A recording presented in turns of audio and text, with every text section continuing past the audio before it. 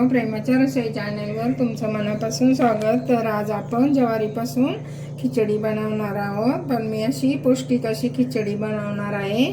तर आता आपण मी 1.5 वाटी ज्वारी घेतली, हिला आपण 5 तास भिजत घालू. असं पाणी ओतायचं आणि स्वच्छ धुवून काढायची. मी आता धुवून धुवून घेतली. आता आपण पाणी टाकून 5 तास असं भिजत ठेवू.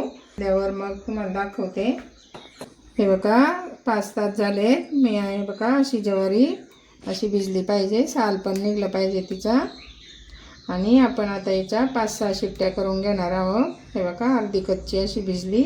आता 5 शिट्ट्या घेतल्या का चांगली भिजते. तर आता मी कुकर लावते. हे बघा आपण कुकरला ठेवू आणि 5 शिट्ट्या काढून घेऊ. झाकण ठेवायचं त्याच्यावर.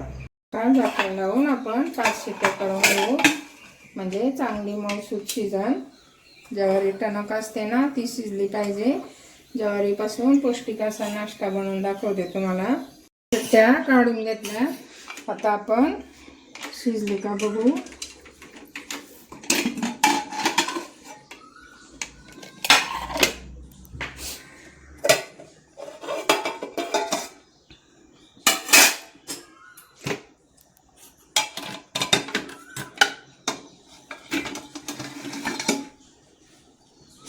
बघा त्याचं साल पण निघलंय चांगलं. शिजली चांगली. 5-6 शिट्ट्या घेतल्या का आहे बघा अशी मस्त शिजते. आपण ही खिचडी पौष्टिक म्हणून करणार आहोत. आणि तशी नुसती तुम्हाला करायची असली तरी शेंगादाणे बटाटे घालून खूप छान होते. आपली शाबूच्या तांदळासारखी मस्त. पण आम्ही आपली पौष्टिक करायची म्हणून भाज्या घेतल्या. तर तुम्हाला सांगते. बघा मी थोडं गाजर घेतलंय, शिमला मिरची, थोडंसं कढीपत्ता, टोमॅटो आणि 4-5 मिरच्या घेतल्या, हिरव्या मिरच्या, थोडंसं आलं, कांदा घेतलाय, कोथिंबीर, थोडंसं शेंगदाण्याचा जाडासा कूट घेतलाय आणि थोडंसं ओलं खोबरं घेतलंय. आपल्याला थोडीशी चिली फ्लेक्स लागेल आणि चवीपुरतं मीठ. आता मी पाण्यात ठेवलाय. आपण बटाटा पण टाकणार आहोत. खिचडी सारखीच करायची, पण भाज्या टाकल्यामुळं अजून पौष्टिक होते. तर ह्या ज्वारी पचायला पण हलकी असते आणि प्रोटीन ते फायबर भरपूर असतं. शिवाय शुगरवाल्यांसाठी पण चालते, हृदयाला पण चांगली असते. अशा प्रकारे आपण आता ही खिचडी बनवणार आहोत.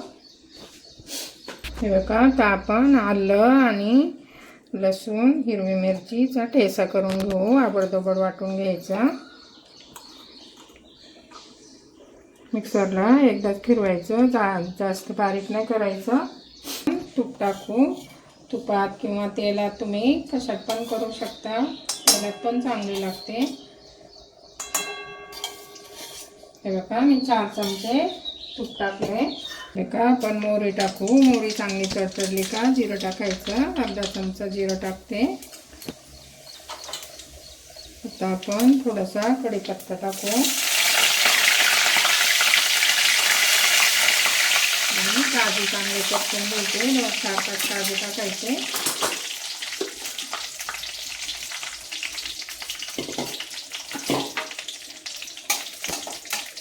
चांगले गुलाबी होईपर्यंत परतून घ्यायचे.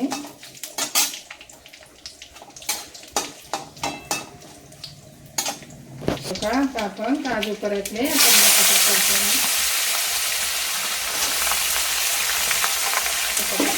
परतून घ्यायचा.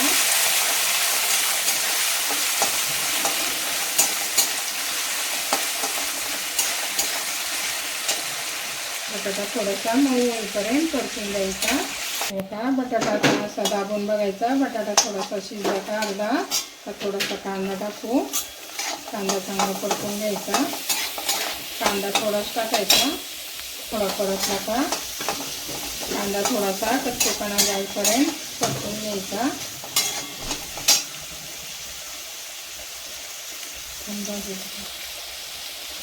परतला का आपण हिरवी मिरची, लसूण आणि आलं याचा ठेचा टाकू.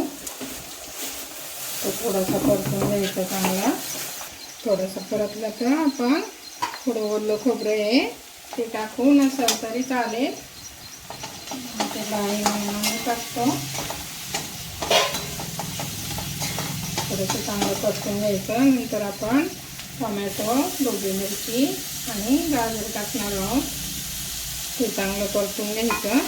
मी ज्वारीत पण थोडंसं शिजायला मीठ टाकलं होतं. आता भाज्यांपुरतं याच्यात चवीपुरतं मीठ टाकते.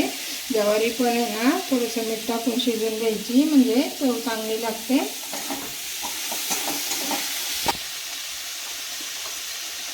आता मी पाव चमचा हिंग टाकते आणि अर्धा चमचा हळद टाकायची. थोडंसं लाल तिखट टाकते. थोडीशी चिली फ्लेक्स टाकायचे. चांगलं परतून द्यायचं. थोडा वेळ झाकण ठेवायचं. झाकण ठेवून आपण चांगली वाफ काढून घेऊ. ते भाज्या शिजून द्यायच्या थोड्याशा. आपल्या भाज्या चांगल्या शिजल्यात. असं दाबून बघायचं. मस्त शिजल्यात. आता आपण थोडीशी कोथिंबीर टाकू आणि आपण ही ज्वारीचं शिजलेली ज्वारी त्याच्यात ओतायची. थोडंसं पाणी राहिलं तरी चालतं. चांगली शिजून द्यायची पाण्यात पण, म्हणजे चांगली मऊ होते.